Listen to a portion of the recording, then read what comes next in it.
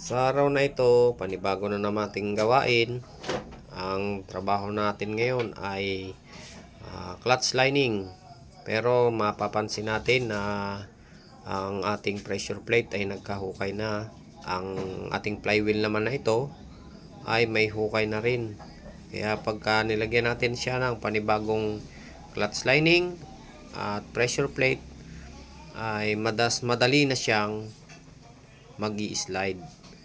Kaya ang kailangan po natin dito ay ibaba o tanggalin ang flywheel para sa ganun naman ay kuminis na at maging maayos ang clutch ng Hilux na ito.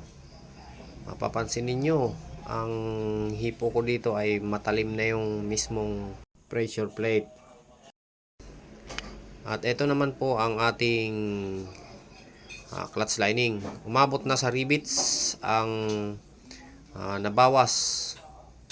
Kaya yan nagkahukay-hukay na yung ating pressure plate. Mapapansin niyo gumuhit na sa ibabaw. At kailangan natin ngayon palitan na ng pressure plate at clutch lining. 2GD ang makina ng Hilux na ito.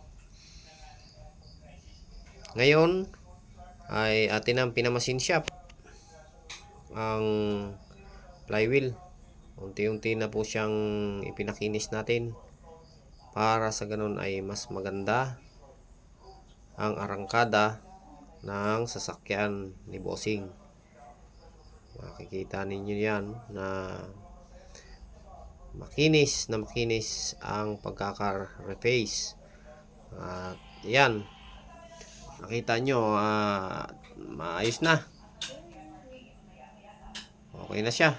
Bumili na nga pala kami ngayon ng mga parts niya. Release bearing, clutch disc.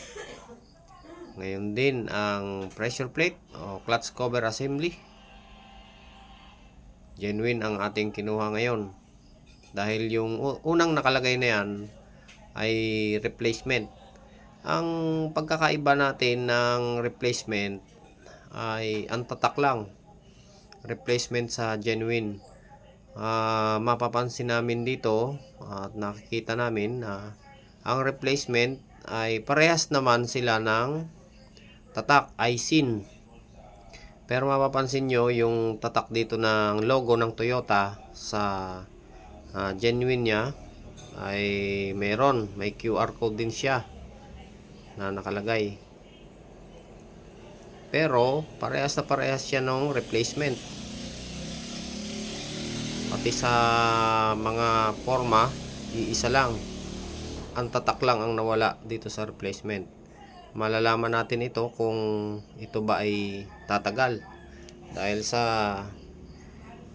yan ang genuine ng Toyota. Ang QR code na yan, makita nyo, ISIN. May tatak siyang Toyota. Pero hindi siya nakaukit. Nakaguhit lang siya. Ngayon ay ating binibisita kung ano ang pagkakaiba ng original at replacement. Okay naman. Smooth. Yan, sa arangkada. Smooth ngayon. Walang yug-yug. Sige. Sige. At ngayon po ay natapos na natin ang ating project.